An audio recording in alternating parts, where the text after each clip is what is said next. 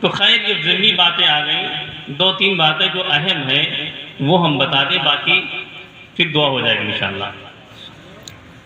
باتیں تو بہت سوچ کے آئے تھے، جو امت میں بہت ساری بیماریاں پھیلی، ہماری ماں بہنیں بیٹھی ہوئی ہیں، ماں بہنوں کے تعلق سے دل میں آیا تھا کہ بات کریں گے، لیکن وقت بہت ہو گیا ہے۔ بس ماں بہنوں کے تعلق سے ایک بات یاد رکھیں، ماں ہماری ماں ہے۔ قرآن میں وہ حدیث پاک میں اللہ کے پیغمبر صلی اللہ علیہ وسلم نے اگر اپنے بعد اللہ کی ذات کے بعد کے بعد اس روئے زمین پر کسی کا مقام رکھا ہے تو ماں اور باپ کا رکھا ہے۔ اتنا ہے، آپ سمجھ لیجیے کتنا بڑا عہدہ ماں باپ کا ہوتا ہے۔ لیکن جو ہمارے بچے آج کل کے ہیں اور جو ہمارے یہ بڑے لوگ بیٹھے ہوئے ہیں، ان کی بھی تربیت نہیں، اس لیے یہ منظر دیکھنے کو ملتا ہے۔ ماں کا مقام اتنا عالی ہے، اتنا بلند ہے، اللہ نے قرآن میں نازل کر دیا گیا۔ اللہ نے قرآن میں کہا اُفِّل وَلَا تَقُلْ لَهُمَا اُفِّل لَهُمَا وَلَا تَنْهَرْهُمَا وَقُلْ لَهُمَا قَوْلًا كَرِيمًا وَاخْفِضْ لَهُمَا جَنَاحَ الذُّلِّ مِنَ الرَّحْمَةِ وَقُلْ رَبِّ ارْحَمْهُمَا كَمَا رَبَّيَانِي صَغِيرًا۔ ایک پورا مضمون اللہ نے نازل فرما دیا ماں باپ کے تعلق سے، کہ ماں باپ پر رحم کرنا ہے۔ رحم کا معنی شفقت، محبت، الفت، طمانینت، بات میں نرمی، لہجے میں نرمی، ملاقات میں نرمی، آنکھوں میں نرمی، اپنے بازوں میں نرمی۔ ہر اعتبار سے ماں کے لیے ہم خدمت کے لیے حاضر ہیں، باپ کے لیے خدمت کے لیے حاضر ہیں۔ قرآن کا کہنے کا مقصد یہ ہے کہ جس طرح ماں باپ نے تمہیں بچپن میں پالا ہے، کیسے پالا ہے؟ ہم سب اولاد والے ہیں، صاحب اولاد ہیں، کیسے ہم نے پالا ہے؟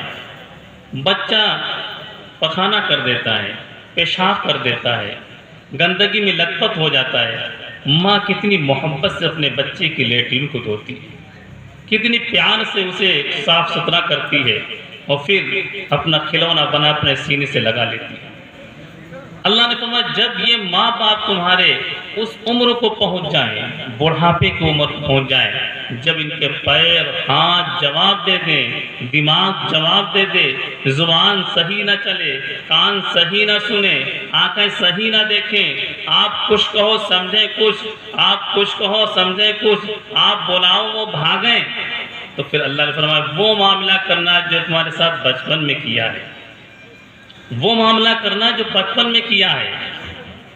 بچپن میں تم بھاگتے تھے، ماں دوڑا کے تمہیں پکڑتی تھی، آپ بھاگتے تھے، ماں دوڑا کے پکڑتی تھی کہ کہاں بیٹا جا رہے ہو۔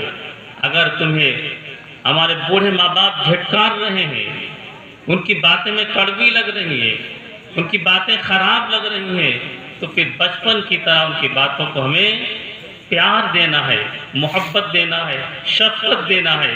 اگر وہ اپنی پائجامے میں، اپنے کپڑوں میں لیٹرین کر لے تو اسی پیار سے ہمیں وہ لیٹرین دھونا ہے جس پیار سے ماں نے ہمیں دھلایا تھا، اسی پیار سے ان کے کپڑے صاف کرنا جس پیار سے صاف کیا تھا۔ اگر گرانی آ گئی تو ماں کا حق تم نے نہیں ادا کیا۔ اللہ کے پیغمبر صلی اللہ علیہ وسلم کی خدمت میں ایک صحابی